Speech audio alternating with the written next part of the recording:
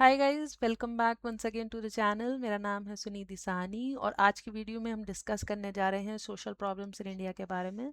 This is part 1 of social problems in India. इसमें हम करीबन 4 टाइप की सोशल प्रॉब्लम्स के बारे में बात करेंगे: female infanticide, foeticide, honour killing and domestic violence. Next video में हम drug addiction, poverty, types of unemployment, related deprivation, social exclusion, human traffic and environmental problems, इन सब टॉपिक्स के बारे में बात करेंगे। अगर आप सीवीटी पीजी सोशोलॉजी या सोशल वर्क के लिए प्रिपेयर कर रहे हो तो वीडियो आपके लिए हेल्पफुल है, because this is a common topic जो पूछा ही जाता है एंड मोस्टली इग्नोर्ड रहता है, बिकॉज ये स्टैटिक पार्ट को कवर करता है। मतलब articles and acts related to these problems are very very important और ये एग्जाम्स में पूछे जाते हैं, इनके ईयर्स ज़रूर पूछे जाते हैं। दूसरी चीज़ ये कि अगर आप सेमेस्टर एग्जाम्स के लिए प्रिपेयर कर रहे हो, लाइक फॉर एग्जांपल आप अगर बीएसडब्ल्यू के स्टूडेंट्स हो, बैचलर्स इन सोशल वर्क है, एमएसडब्ल्यू के स्टूडेंट हो, तो ये वीडियो आपके लिए हेल्पफुल है, बिकॉज ये कॉमन टॉपिक है जो सोशल वर्क के कोर्स पेपर में पूछा जाता है और कहीं ना कहीं आपको इसकी ज़रूरत पड़ जाती है। तो अगर आप सेमेस्टर एग्जाम के लिए भी प्रिपेयर कर रहे हो तो ये वीडियो आपके लिए हेल्पफुल है। चलिए शुरू करते हैं अपने डिस्कशन को, और सबसे पहला टॉपिक हमारा है फीमेल इन्फेंटिसाइड या फीटिसाइड। मैं आपको फीटिसाइड और इन्फेंटिसाइड का एक छोटा सा मतलब बता देती हूँ। फीटिसाइड का मतलब होता है फीटस को मारना, एंड इन्फेंटिसाइड का मतलब होता है इन्फेंट को मारना। ठीक है, फीटिसाइड, फीटस इज बेसिकली जो अभी दुनिया में पैदा नहीं हुआ है या आपको प्रत्यक्ष रूप से आपके सामने नहीं दिखाई दे रहा, that you can't C in front of your self. Infant वो है जो आप अपने सामने देख सकते हो, जो जन्म ले चुका है, आप अपनी आंखों से उसको देख सकते हो। ठीक है, इन तो female foeticide is basically before birth, in utero होता है, मतलब यूट्रस के अंदर माँ के गर्भ में जिस बच्चे को बच्ची को मार दिया जाए, तो that is called female foeticide. और अगर आफ्टर बर्थ हो रहा है, इन्फेंट को मार रहे हैं, फीमेल इन्फेंट को अगर हम मार रहे हैं, तो हम उसको कहेंगे फीमेल इन्फेंटिसाइड। ये जो एक्शन होता है इसमें aborting the foetus after sex determination कराने के बाद बच्ची को मार देना, और इसमें जो है न्यू बॉर्न गर्ल चाइल्ड जो कि पैदा हो चुकी है उसको मार देना। मेडिकल एंड सर्जिकल टूल्स का यूज़ करते हैं, इसमें मिस यूज़ होता है अल्ट्रासाउंड का यूज़ करके सेक्स डिटर्मिनेशन करा लेना, फिर दवाइयाँ दे के बच्ची को मार देना। फिजिकल यूज़ होता है इसमें पॉइजनिंग, सफोकेशन, नेग्लेक्ट का मतलब ये होता है, मान लीजिए कोई किसी को बहुत सर्दी हो रही है और बच्चे को सर्दी लग रही है, उस वजह से वो रो रहा है और बहुत ज़्यादा बुखार चढ़ गया, और अगर आप उसका इलाज ना कराएं, उसको नेग्लेक्ट कर दें, मैं एक एग्जांपल दे रही हूँ। ठीक है, तो दैट इज़ द केस, और उसमें फिर उसकी बेचारी की डेथ हो जाए तो दैट इज़ नेग्लेक्ट का केस। अच्छा, इसमें कौन कौन से एक्ट्स या लॉज इंपॉर्टेंट है वो देख लीजिए। जो फीटिसाइड होता है उसमें PCPNDT एक्ट इंपॉर्टेंट है, दैट इज़ ऑफ 1994। इसका जो फुल फॉर्म होता है वो है pre conception and prenatal diagnostic technique 1994, ये एक एक्ट है। दूसरा जो हम फीमेल इन्फेंटिसाइड के केस में पढ़ते हैं, या ये कह दीजिए अगर इन्फेंट को मारा जा रहा है, उसकी हत्या करी जा रही है, तो उसको हम मर्डर के केस में काउंट करते हैं। तो उस समय लगती है धारा, आईपीसी की धारा 302, 300। इसको पनिशेबल एज अ कपेबल ह्यूमिसाइड भी है, और कपेबल ह्यूमिसाइड का अगर आईपीसी लगेगी तो सेक्शन लगेगा 299। ठीक है, तो ये कुछ चीज़ें हैं जो आपको पता होनी चाहिए। कभी कभी धाराएं भी पूछी जा सकती हैं कि मर्डर के लिए कौन सी धारा लगती है, तो मैंने इसीलिए यहाँ पे मेंशन कर दिया है। तो फीटिसाइड के लिए ध्यान रखिएगा, आपको ये एक्ट ध्यान रखना है, और इन्फेंटिसाइड पूछा जाएगा तो वो मर्डर का केस हो जाएगा, वो मर्डर के जैसा काउंट होगा। डिटेक्शन ये होता है कि बिकॉज हार्डर होता है to detect without a medical audit, किसी बच्चे को जो गर्भ में, उसको कैसे डिटेक्ट करोगे जो आपके प्रत्यक्ष रूप से दिख नहीं रहा। और इसमें तो easier to detect but often marks at natural death, और नेचुरल डेथ डिक्लेयर कर दी जाती है कि बच्ची पैदा हुई, वीक थी तो मर गई। ठीक है, दूसरा हमारा आता है ऑनर किलिंग का केस। Honour killing is basically homicide committed by family member who believe that the victim has brought dishonour, dishonour मतलब शेम, ठीक है, to the family. It is often intercaste या इंटरफेथ। Interfaith is basically inter religious relationship, या शादी करना या relationship में रहना, दैट इज बेसिकली इंटरफेथ या इंटर रिलीजियस। कास्ट, दूसरे कास्ट में शादी करना, दूसरे कास्ट में रिलेशनशिप रखना, दूसरे रिलीजन से रिलेशन रखना, उसमें शादी कर लेना, that comes under this case of honour killing. अगर उनके चलते अगर किसी की किलिंग करी जा रही तो ऑनर किलिंग का केस है। ये बात ध्यान रखिएगा कि इंडियन लॉ में अभी तक कोई भी ऑनर किलिंग्स के लिए एक्ट नहीं आया है, there is no specific act. लेकिन अगर किसी व्यक्ति की हत्या इसलिए करी जा रही है ऑनर किलिंग के केस में, अगर वो मतलब की कैटेगरी में अगर वो आ रहा है, तो उसको मर्डर माना जाएगा, और मर्डर के लिए धारा लगती है 302 आईपीसी 302। सुप्रीम कोर्ट का केस रहा है Shakti Vahini and versus Union of India, declare the right to choose a life partner एक फंडामेंटल राइट है, जो कि आर्टिकल 21 में आता है। तो ये ध्यान रखिएगा, article 21 deals with, and it's a fundamental right which deals with right to life. Okay, और इसका एक और आर्टिकल है जो ध्यान रखिएगा, मैं बता देती हूँ, आर्टिकल 21A, जो डील करता है right to compulsory and free and compulsory education. ठीक है, तो वो एजुकेशन से रिलेटेड है, और जो 21 है that is right to life. Causes देख लेते हैं। कॉजेज ऑफ ऑनर किलिंग क्या है? इंटरकास्ट या इंटर रिलीजियस मैरिजेस करना, ब्रीच ऑफ गोत्रा रूल। मान लीजिए आप एक ही गोत्र के हैं, मतलब आप माना जाता है कि आप एक ही एंसेस्टर के हैं, ठीक है, आपके एंसेस्टर सेम हैं, तो आप एक ही परिवार के माने जाएंगे एक तरीके से, ऐसा मान लीजिए।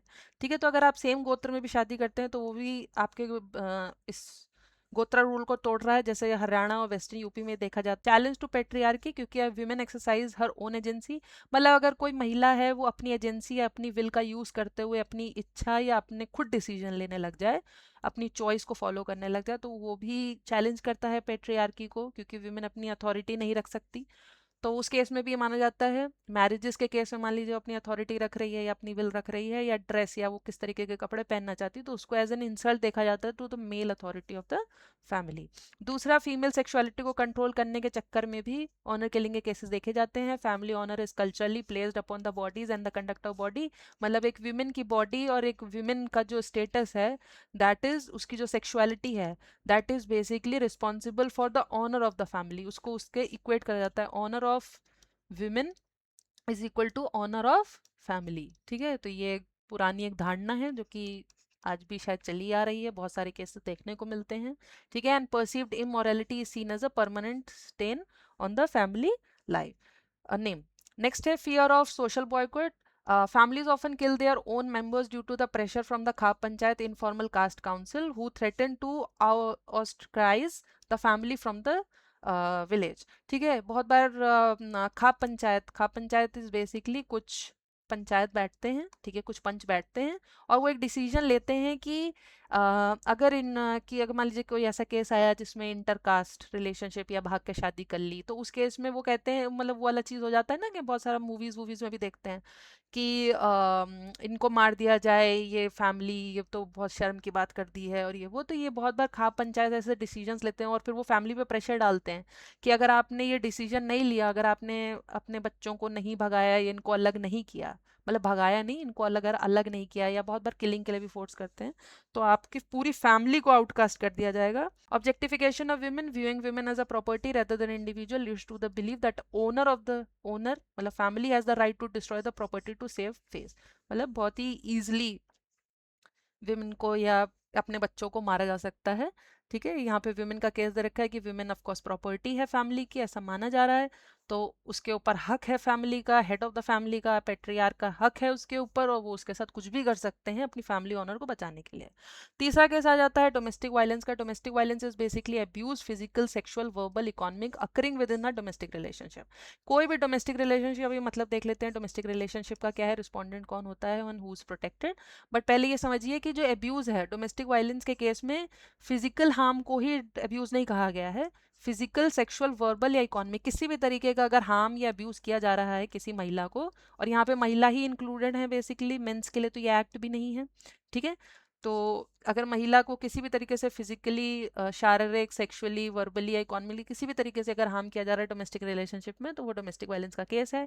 इंडिया में protection of women from domestic violence act आया है 2005 में, जो कि सिविल प्रोटेक्शन प्रोवाइड करता है। ठीक है, और सेक्शन आईपीसी की धारा जो कि आजकल बहुत न्यूज़ में देखने को मिलती है, 498 जो है ए, जो है वो क्रुएल्टी बाय हस्बैंड और या उसके रिलेटिव्स, मम्मी पापा भैया और उनकी भी जो बहू होंगी, ठीक है, मतलब किसी के ऊपर भी केस किया जा सकता है इस आईपीसी की धारा के, मतलब ये अथॉरिटी इतनी दे रही है कि केस किया जा सकता है। अब यहाँ पे आ जाता है who is protected and what is domestic relationship and कौन रिस्पोंडेंट है। रिस्पोंडेंट का मतलब बेसिकली है किसके खिलाफ केस किया जा सकता है। ठीक है, तो who is protected under this, any women who is or has been in a domestic relationship with the respondent. यहाँ पे wifes, living partners, mother, sister या विडो सब आ जाती है। डोमेस्टिक रिलेशनशिप का मतलब देख लेते हैं। डोमेस्टिक रिलेशन का मतलब है covers relationship by blood, marriage, adoption, even relationship in the nature of marriage, live in relation. Domestic relationship का मतलब ये है किसी भी हाउस होल्ड में, लाइक फॉर एग्जाम्पल अगर मैं भी अपने आप को इमेजिन करूँ, तो मैं अगर मेरे मेरे प्रति कोई भी प्रकार का अब्यूज़ होगा, physical, mental, physical, sexual, verbal या इकोनॉमिक, किसी भी तरीके का इमोशनल अब्यूज़ अगर मेरे साथ किया जाएगा, तो मैं भी इस धारा धारा के थ्रू अपनी फैमिली के खिलाफ कंप्लेंट कर सकती हूँ। एंड तो हाउस होल्ड डोमेस्टिक रिलेशनशिप का मतलब ये है कि एक ऐसी सेटिंग, एक ऐसी हाउस होल्ड सेटिंग जिसमें ब्लड, मैरिज, अडॉप्शन या लिविंग रिलेशन कोई भी आ जाता है। ठीक है, तो इसीलिए कोई भी महिला अगर कोई भी डोमेस्टिक रिलेशनशिप में है, चाहे वो लिव इन पार्टनर है या वाइफ है या मदर है या सिस्टर है या कोई विडो है, विधवा भी है, तो वो ये केस कर सकती है। वो ये जो एक्ट है, बेसिकली ये एक्ट की हम बात कर रहे हैं, 2005 का जो एक्ट है, ये इन सब चीज़ों को कवर करता है। अब रिस्पोंडेंट कौन कौन है, किसके खिलाफ ये कंप्लेंट करी जा सकती है? कोई भी adult mail, but supreme court ये भी कहता है कि वो औरतें जो कि जो सास हैं या ननद हैं, वो भी डोमेस्टिक वायलेंस के केस में रिस्पोंडेंट हो सकती हैं। अगर आप रीसेंट का न्यूज़ फॉलो करते हैं तो बहुत सारे ऐसे केसेस देखे जाते हैं जिसमें सिर्फ न सिर्फ हस्बैंड के ऊपर, उनकी माताजी और उनके पिताजी के ऊपर तो ऑफ कोर्स हमने बात कर दी, एडल्ट मेल कन्विक्ट हो सकते हैं, बट सास के ऊपर भी केस किया जा सकता है महिला के द्वारा कि इसने हमारी प्रताड़ना करी, और ननद भी इन केसेस में आ जाएगी। अब्यूज का मतलब समझ लेते हैं।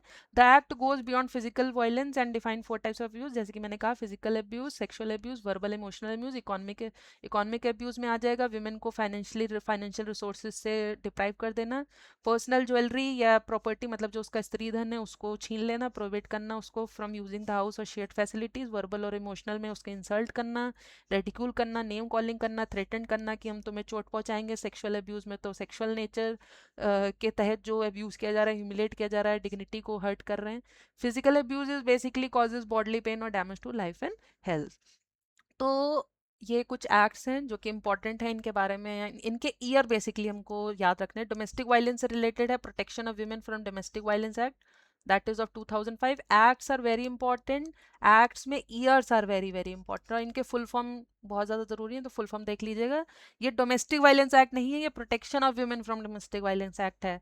सेक्सुअल हैरेसमेंट का एक्ट आता है, ये बहुत बहुत बहुत बहुत ज़्यादा इंपॉर्टेंट है, और ये भी ध्यान रखिएगा अगर इससे रिलेटेड कोई भी क्वेश्चन आता है तो विशाखा गाइडलाइंस जो है वो आंसर होगा। अगर आपसे पूछा जाए sexual harassment of women at work place, posh का जो एक्ट है, जो वर्क प्लेस में महिलाएं कर सकती हैं, मतलब के खिलाफ अगर वर्क प्लेस में उनका कोई शोषण कर रहा है तो वो ये एक्ट का यूज कर सकती हैं। तो ये जो पॉश का एक्ट है ये आया है थ्रू दिस विशाखा गाइडलाइन, एक विशाखा गाइडलाइन आई थी, उसके तहत ये एक्ट बनाया गया है, और ये 2013 का एक्ट है, sexual harassment of women at work place act, posh act. ठीक है, डाउरी से रिलेटेड कौन सा एक्ट है? डाउरी प्रोविजन एक्ट 1961, 1961 याद रखिएगा।